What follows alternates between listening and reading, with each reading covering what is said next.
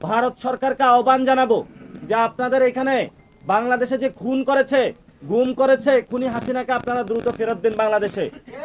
আপনাদের সাথে আমরা ন্যায্য সমতার ভিত্তিতে সম্পর্ক চাই, কিন্তু বাংলাদেশের কোনো খুনি আসামি, দাগী আসামিকে যদি আপনারা আশ্রয় দিয়ে রাখেন, এই আসামিকে ফেরত দেওয়া পর্যন্ত ন্যায্যতার সমতার ভিত্তি হতে পারে না।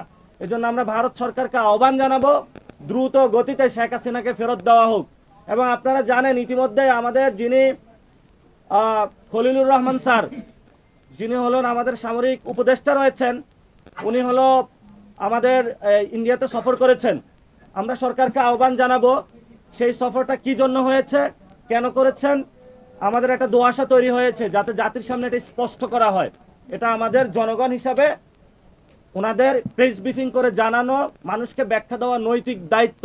কারণ আমরা ভারতকে দেখেছি যখনই নির্বাচন আসে তখনই ভারত এই নির্বাচনকে কেন্দ্র করে অস্থিতিশীলতা এবং সেই নির্বাচনে তারা হলো নিজেদের এজেন্ডা বাস্তবায়নের জন্য, ফেসিবাদী সিস্টেমকে টিকিয়ে রাখার জন্য তারা বারবার হস্তক্ষেপ করে।